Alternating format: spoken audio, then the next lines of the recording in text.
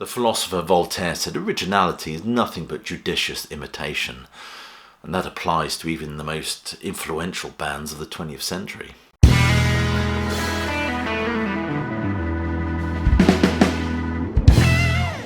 The Beatles are without doubt one of the most influential bands of the 20th century, as I kind of hinted at in my introduction there. And they were a band that changed the face of popular music as far as I'm concerned, and imitated by many, without a doubt. But they also drew on their own influences and incorporated those within their sound and their music. I think John Lennon said, before Elvis, there was nothing. And they certainly drew on those early rock and roll influences from Fats Domino, Chuck Berry, Little Richard, and certainly Elvis Presley.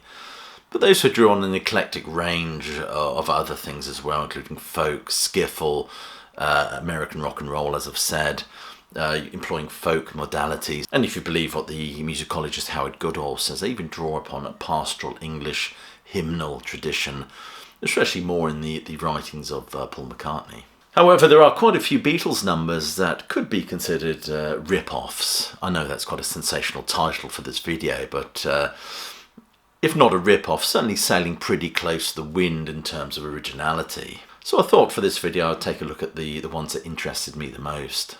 I thought I'd start with Come Together, that wonderful iconic opener to the Abbey Road album.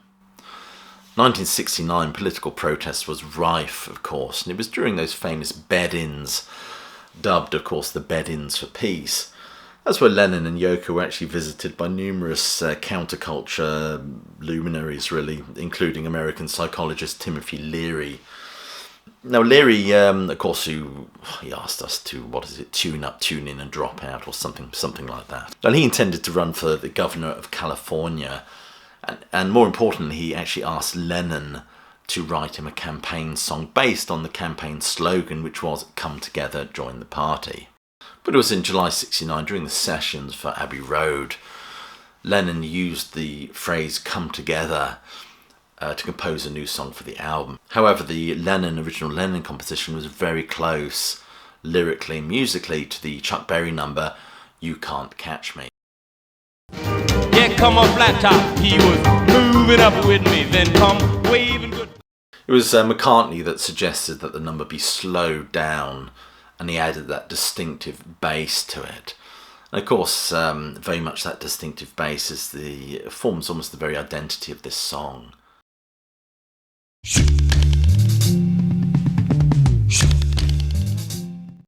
And goes some way to putting some distance between this new Beatles composition and the original Chuck Berry number. Nevertheless, it was considered copyright infringement, and a case was brought against Lennon by the Big Seven Music, which was obviously the publisher of the Chuck Berry number "You Can't Catch Me." The case was originally settled out of court in 1973, with Lennon agreeing that he would record, I think, 3 Big Seven songs for his subsequent albums. One of them, I think, was a version of Ya Ya with Lennon and his son Julian, which of course I think was on the Walls and Bridges album. A song that he then subsequently went on to re-record for his rock and roll album, as well as actual version of the Chuck Berry number "You Can't Catch Me." Rock and roll album came out in 1975. There was another one that he recorded, which wasn't released until after he passed away, of course, and that was Angel Baby. The next one is I Feel Fine. Lennon wrote the riff for this while the Beatles were recording 8 days a week. Both George Harrison and John Lennon have admitted that the riff was lifted, at least in part anyway, from a number called Watch Your Step, which was a 1961 number performed by Bobby Parker.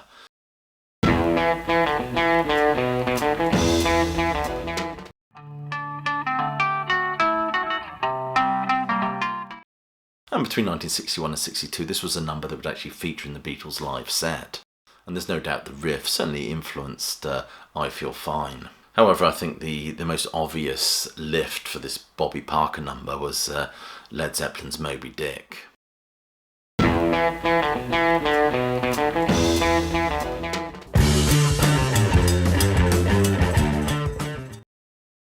Certainly a lot of borrowing has gone on within the confines of popular music and rock and roll and blues.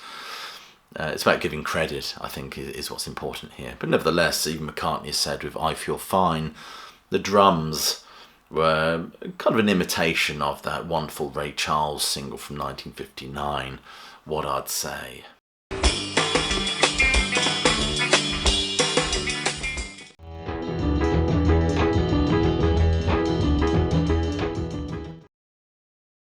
Nevertheless, I Feel Fine is an absolutely fabulous number. What makes it a remarkable number?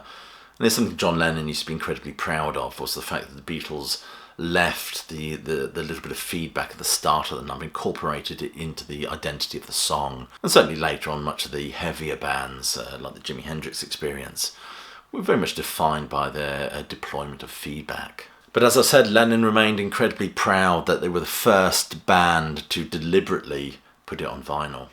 All My Loving is another wonderful Beatles number. This wasn't actually released as a single in the UK or US, although due to extensive radio play and the popularity of the number, I think they did release it as an EP. All you Beatlesologists out there will have to tell me if I've got that wrong. I do believe this was actually, though, released as a single and was #1 in Canada. But it was Spencer Lee writing for The Guardian that said there was a striking similarity between this Beatles number and an instrumental piece called Kathy's Waltz, performed by Dave Brubeck. Close your eyes and I'll kiss you. Tomorrow I'll miss you.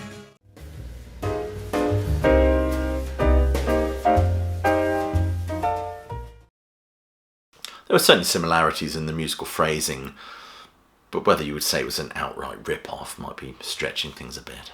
Run for Your Life is a wonderful Beatles number. I absolutely love it, and I love it for its menace and threatening tone. Specifically whether the threatening tone towards the subject of the song, who is just known to us as Little Girl, which has all kind of sinister connotations from the get-go, doesn't it? Well, I'd rather see you dead, little girl, than to be with another man. This line is a blatant lift from an Elvis Presley number called Baby Let's Play House, written by Arthur Gunter. I'd rather see you dead, little girl, than to be with another man. Interestingly, Run for Your Life was the first song recorded on the Rubber Soul album. I think they recorded Norwegian Wood on the very same day as they recorded that number. I think it was the influence of Dylan that was probably rubbing off on them there a little bit, as well as the influence of the old Cosmic Spinach, I guess.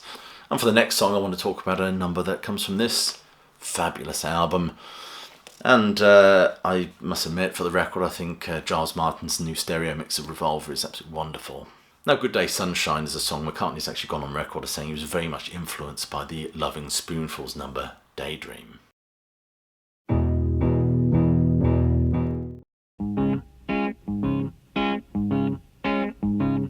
It's obvious that McCartney and the Beatles were trying to write in that vein. I mean, Lennon and George Harrison had attended a concert by the Loving Spoonful just prior to recording this album at the Marquee in April 1966. And the Loving Spoonful were lauded by, I think, the music press and the Beatles as the hot new group. As far as this song goes, you can confidently say that the Loving Spoonful number was a huge influence. But according to the author Steve Turner, he believes that the Kinks' Sunny Afternoon could have been another source of inspiration for McCartney and this number. There are other Beatles numbers that you could say were consciously or unconsciously influenced by other things, but for this video I just wanted to focus on the few that interested me. There are some great videos out there that go into greater depth on this subject. Anyway, you've been watching a video by Classic Album Review. Please do share this video if you've enjoyed it. Please do click like, subscribe and check that notification bell. I'll leave you then with my closing salvo, which is hope you're well, staying safe, and of course that you keep listening.